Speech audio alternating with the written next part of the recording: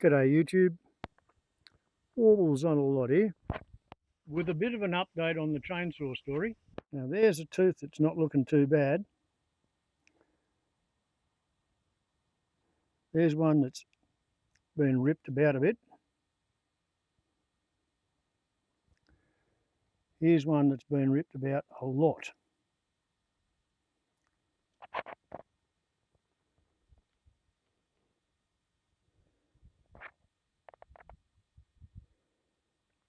I've been digging in the dirt for 17 minutes since I shot the last video.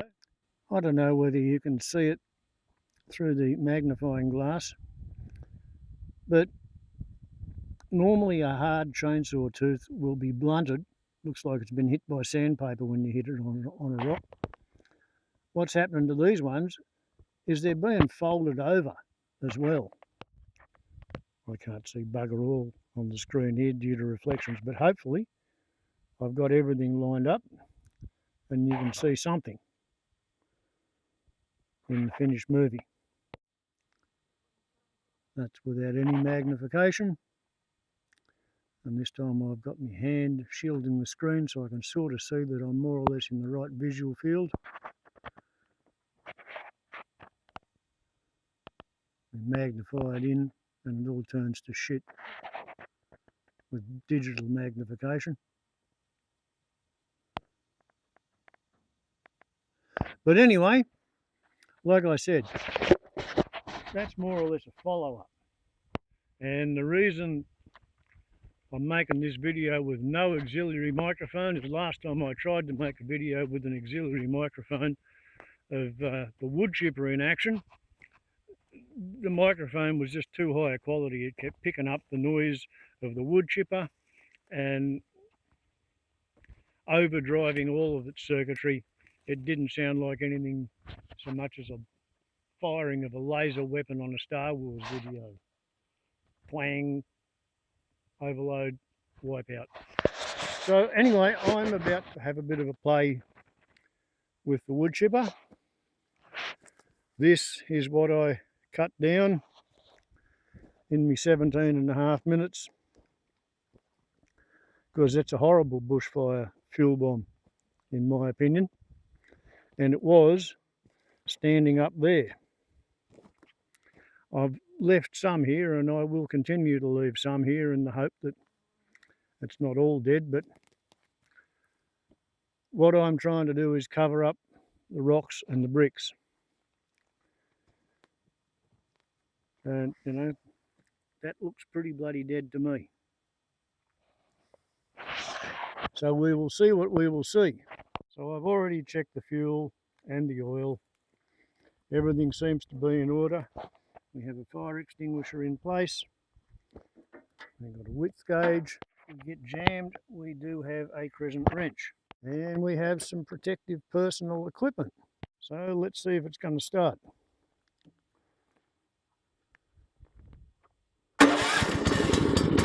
There we go.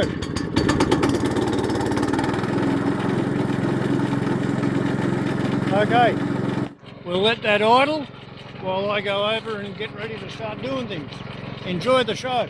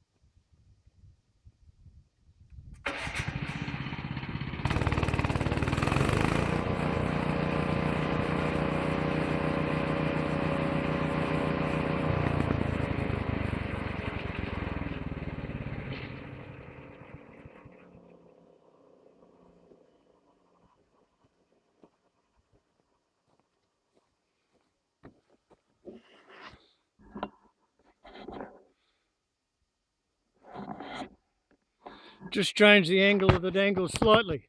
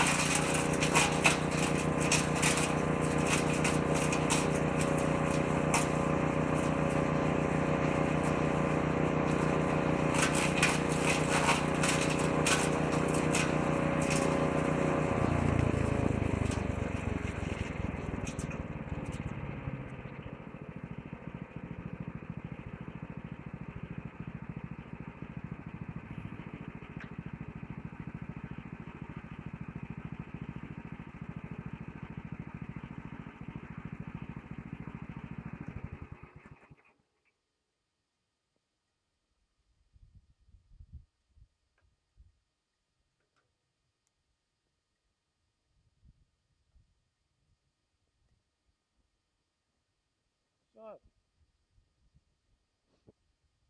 don't know quite how long that was. I'll find out when I review the video. But that is what you can do with the $2,000 6.5 horsepower Woodchipper. And we've got some rain forecast, so that should all soak up some moisture and start rotting and become compost. And of course, all the rest of this has got to be processed the same way. And my plan is to leave the tea tree that's still got some life in it still in the ground with the lower half of its branches and foliage removed, and all that foliage and branches and dead stuff put on the ground to put the stones and the bricks in the shade and gradually turn into topsoil. As I've said, I don't know that it's going to work. We've got a super El Nino drought coming on for winter. We haven't even got to winter yet. But so far we've had more than twice as much rain and dew in May as what we had in April. April we had 2.3 millimetres. In May so far, and we're only halfway through the month, twice we've had 2.3 millimetres worth of rain, 2.3 and 2.5. So we will see.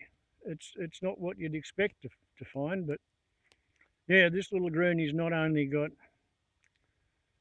3 chainsaws, one of them's a chainsaw mill, and I got a Woodchipper as well. Because the wet sclerophyll forest that was here when I was a primary school age kid had become a sclerophyll forest by the time I paid for the title deed. And when the mega firestorm drought showed up in 2018, 19 and 20, it was already a dry sclerophyll forest and half of the canopy died. All this tea tree lived through the mega firestorm drought, but it obviously hadn't recovered fully. The subsoil moisture profile under the rocks hadn't recovered because a couple of months of no rain, and yeah, about half of this tea tree has died. And let's find out how much petrol we used, because I had already filled the tank and I had already modified the dipstick from my VJ24W aeroplane. Can I put it there? Drop it on the ground. There we go. Look at that. Isn't that an amazing bit of gear? People use dipsticks all the time, but the problem is the petrol soaks into the wood and you don't know where the actual level is. So used that way, it tells you the fuel level on the VJ24W ultralight that I crashed in 1992. Whoops. And used this way, it should tell us how much fuel I've used, because there was 3 litres in there. And by the look of that, we have not used much. Yeah, about half a litre. So, half a litre of petrol. And we turned that whole pile of Bushfire Fuelbomb into sheet mulch, lying on the ground. Only the top side of the top layer of the wood chips is actually in contact with the air. So compared to all that fully cured dry sticks and desiccated leaves, which will burn really, really flash, this should soak up heat and smoulder. And here's another thing. The fact that I've now got a carpet of wood chips and mulched up leaves and branches on the ground means that when I sprinkle this with my industrial sprinkler and my firefighting twin impeller pump, the water's got something to soak into. It's not going to land on a bare brick and then evaporate back into the air. So the sheet mulch should be wet when the ember attack arrives. At least that's the plan, Stan. That's the plan. Warbles on a lot to YouTube. I hope you enjoyed watching a greenie with a woodchipper. Ciao.